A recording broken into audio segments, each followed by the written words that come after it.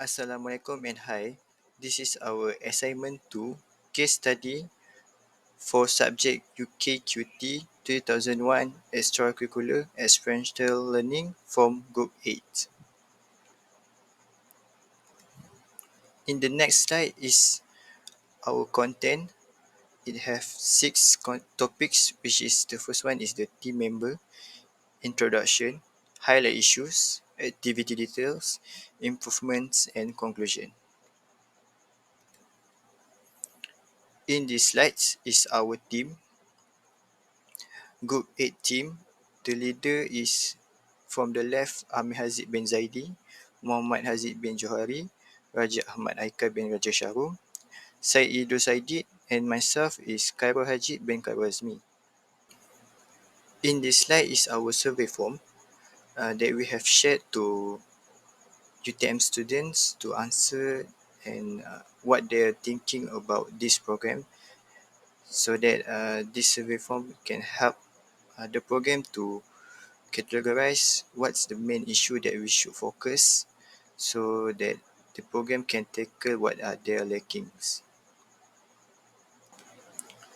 So in this slide is our survey results according from the graph that we have gotten from the survey form. Starting with the respondent background, we have got like 51 responses. In the next picture is the graph of the gender. Majority is male, which is 60.2%, and the female is 38.2%. And the year of study that they are from is the third year in majority, and they are from faculty, bird environment, and survey. In the next slides, with the same topic, survey results, most of the respondents are experienced in joining this program, which will enhance their skills such as communication, leadership, and teamwork skill. And most of them are interested to join our program, which is UTM Career Exploration. In this slide is the graded attributes from UTM student that we have a lifelong learning skill if they polish their attributes such as critical thinking skills, communication skills, ethics and integrity, teamworking skills, entrepreneurship skills, leadership skills, and lastly, problem solving skills. All of these skills will help them for finding a future career that suit them in future. Based on survey that we have shared, these are the highlighted issues that we have found and we have categorized it in 4 categories, which is the first one is the dominant issue, critical, semi-critical, and self-learning. So based on graph, we have found that the main problem for this is the communication skill. The critical part is the thinking skills and leadership and team working. The semi-critical is adaptability and enterprising skills. And for them to improve themselves is the global citizen and scholarship.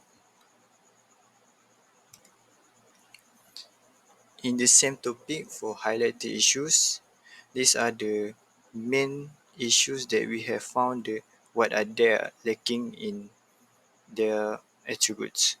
For the dominant main is communication skills, lack of exposure, might not have had enough exposure to diverse communication situations, leading to underdeveloped skills. Lack of role models or mentorship, don't have access to strong communicators as role models or mentors who can guide them. The critical part is leadership and team working. Lack of training, haven't received guidance or training in these areas. They might not naturally excel. Thinking skills, limited critical thinking exposure, haven't been encouraged to questions, analyze and evaluate information. Their critical thinking skills might be underdeveloped. technology dependency rely heavily on readily available information online without developing the skills. And the semi-critical categories is adaptability, lack of coping strategies, haven't been taught coping mechanism or problem-solving skills. They might struggle when faced with unexpected changes or challenges. Enterprising skills, risk aversion, fear of failure or taking risks can hinder the development of enterprising skills.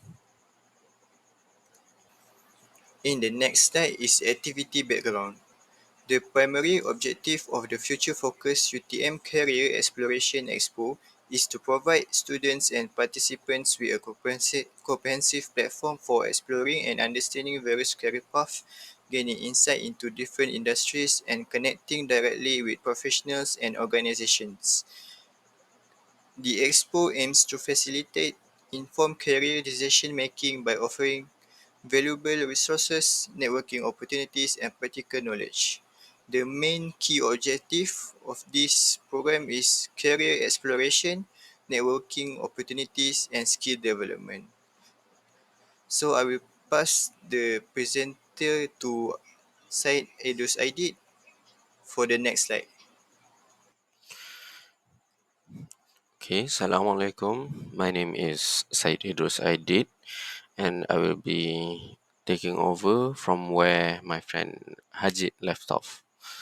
So, I'm going to continue about the activity details. So, the name of the student organization is UTM Career Development Society, and the activity name is Future Focus UTM Career Exploration Expo. The date is going to be during 21st January 2024, which is in Sunday. The activity place is at Convention Hall, Faculty Built and Environment UTM Skudai, Johor Bahru, and the target participants will be around 300 people. So let me explain about the goals and objectives of this activity. So the first one is career exploration. We will allow participants to explore a diverse range of industries and careers, providing them with a better understanding of the opportunities available. The second one is networking opportunities. This one is to foster connections between students and professionals, creating a space for meaningful interactions, mentorship, and potential employment opportunities. The third one will be skill development. This one we want to facilitate workshop, panel discussions, and interactive sessions to enhance participant skills and equip them with the knowledge needed for their chosen career path. The last one is to expose them to the industry experts. So this one is to bring together the industry experts, successful professionals, and thought leaders to share their experiences and insights and advise the participants on what action they should take. So for the invited guests or presenters would be industry leaders and CEOs. So we would invite prominent figures from various industries to share their experiences, discuss industry trends, and provide insights into the future of the sectors. And we would also invite successful alumni. This is to bring back successful alumni who have excelled in their careers. They can share their personal journeys, challenge they've overcome, and valuable lessons they've learned. And then, of course, innovators and technologists. Feature individuals at the forefront of technological innovation or industry disruption. They can discuss the importance of staying updated on the technological developments. So, with that said, the activity schedule that we are proposing is in the morning, which is from 8 a.m. to 8:30 a.m. we will get a half hour breakfast session. After that, from 8:30 to 9 a.m. it will be the opening and introduction and the welcoming remarks by UTM representatives, and of course the opening speech by panels. After that, from 9 a.m. to 12 p.m., we'll have the career talk itself. This is to talk about the preparation for working life, tips and guidance for job hunting processes. And then we will have our lunch break and Zoho prayer during 12 p.m. to 2 p.m. After the lunch break, which is 2 p.m. to 4 p.m., will be the interview simulation session. And then 4 p.m. to 5 p.m., we'll have the open talk between panels and students. And then 5 p.m. to 6 p.m., we'll have the closing ceremony, distribution of necessities to the panels, and photograph session. And 6:15 p.m., we'll finally end the session. So the financial statement that we have come up with is to mostly allocate our budget to meals. As we can see in this table here, we will have breakfast, total price of uh, 1,200 ringgit, and then for lunch we have 2,400 ringgit, and then the speaker buffet will be 50. So the cleaning equipment will cost 400 ringgit, and then of course for transportation fuel will cost around 350 ringgit. This all sums up to 4,400 ringgit. So monitoring during program implementation, we would need participants. No, we would need uh, people to volunteer to help us to firstly establish monitoring indicators, especially registration numbers, which is to track the number of participants registered to gauge interest and adjust marketing efforts if needed. And then we want to have the attendee engagement. Monitor the levels of engagement during workshops, presentations, and networking sessions. And then exhibitor participation. This is to ensure that exhibitors are actively participating and providing valuable information to attendees. And then, of course, site visit and observation. We want the venue readiness, conduct site visits to ensure that the venue is set up as planned with adequate space for booths, workshops, and presentations.